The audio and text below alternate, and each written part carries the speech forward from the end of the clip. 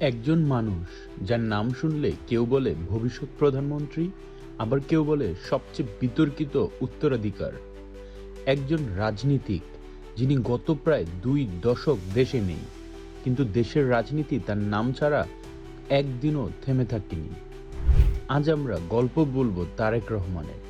শুধু রাজনীতিক তারেক রহমান নয়, একজন সন্তান, একজন ছাত্র, একজন ক্ষমতার কেন্দ্র, একজন বিতর্ক, আর একজন সম্ভাব্য প্রত্যাবর্তনের চরিত্র।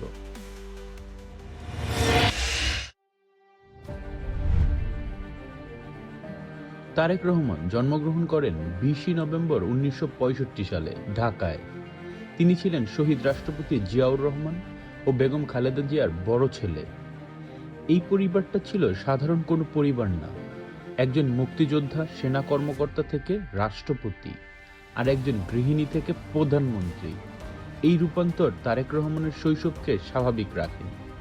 তার শৈশব কেটেছে একদিকে সেনানিবাসের শৃঙ্খলা, অন্যদিকে রাষ্ট্রীয় ক্ষমতার আলো ছায়ার মধ্যে।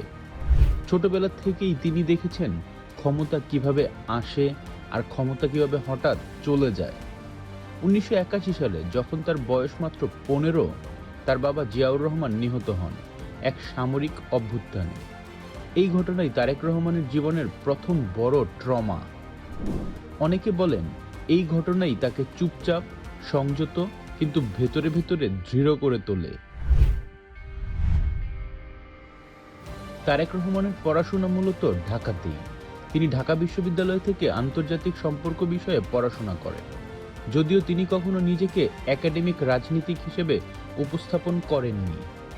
ছাত্রজীবনে তিনি সরাসরি রাজনীতিতে জড়াননি, বরং তিনি ব্যবসা ও সংগঠন গঠনের দিকে বেশি আগ্রহী ছিলেন।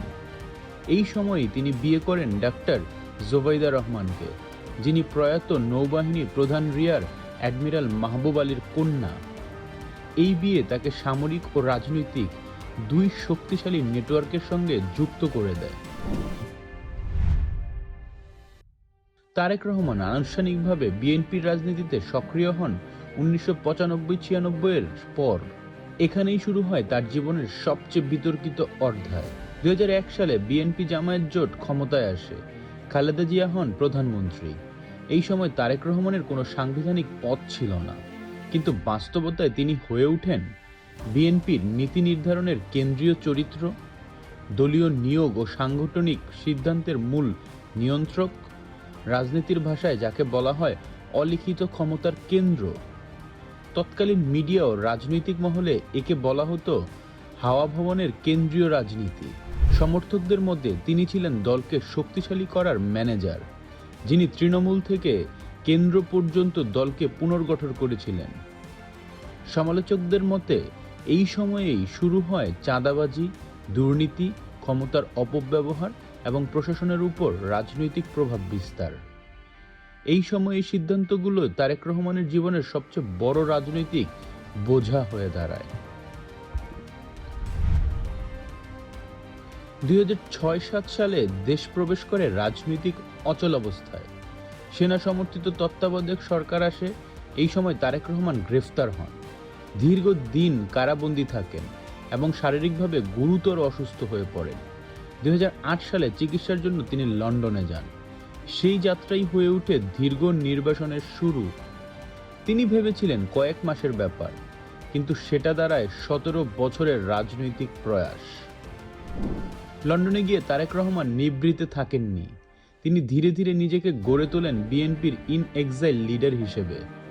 তিনি নিয়মিত দলীয় শীর্ষ নেতাদের সঙ্গে ভার্চুয়ালি বৈঠক করতেন, আন্দোলনের কৌশল নির্ধারণ করতেন, আন্তর্জাতিক যোগাযোগ মেইনটেইন করতেন, প্রবাসী বিএনপির সংগঠন সক্রিয় করতেন। এই সময় বিএনপির প্রায় সব বড় সিদ্ধান্তেই তার নাম জড়িয়ে থাকে। সমালোচকরা বলেন দেশে না থেকে রাজনীতি করা যায় না, আর সমর্থকরা বলছেন দমন নিপীড়নের মধ্যেও দলকে টিকিয়ে রাখার ছিল তার বড় নেতৃত্বের মাধ্যমেই। 1909 থেকে 2024 এই দীর্ঘ সময়ে আওয়ামী লীগ সরকার তারেক রহমানকে রাজনৈতিক প্রতিপক্ষ হিসেবে দেখেছে। তার বিরুদ্ধে একাধিক মামলা, দণ্ড, সাজা সবকিছু হয়েছে। কিন্তু 2024 সালের রাজনৈতিক পরিবর্তনের পর এই চিত্র বদলাতে শুরু করে। আইনি বাস্তবতা বদলায়, রাজনৈতিক পরিবেশ বদলায় এবং তারেক রহমানের দেশে ফেরার প্রশ্ন প্রথমবার বাস্তব আলোচনায় আসে। আজ তারেক রহমান আর শুধু প্রবাসী নেতা নয়, তিনি হয়ে উঠেছেন সম্ভাব্য প্রধানমন্ত্রী, নির্বাচনের প্রধান ফ্যাক্টর, বিএনপির সবচেয়ে বড় ভোট মোবিলাইজার। 25শে ডিসেম্বর দেশে ফেরার আলোচনা শুধু একটি তারিখ নয়, এটা একটি রাজনৈতিক বার্তা। তারেক রহমান মানে একটি পরিবারের উত্তরাধিকার, একটি দলের ভবিষ্যৎ এবং একটি দেশের রাজনৈতিক মোড়। তিনি ফিরলে বাংলাদেশের রাজনীতি শান্ত হবে নাকি আরও তীব্র হবে? তিনি কি অতীতের বোঝা ঝেড়ে নতুন নেতৃত্ব দিতে পারবেন, নাকি ইতিহাস আবার নিজেকে পুনরাবৃত্তি করবে? এই প্রশ্নের উত্তর দেবে সময়, আর দেবে বাংলাদেশের মানুষ। আপনারা কি ভাবছেন নিচে কমেন্ট করে জানাবেন। ধন্যবাদ।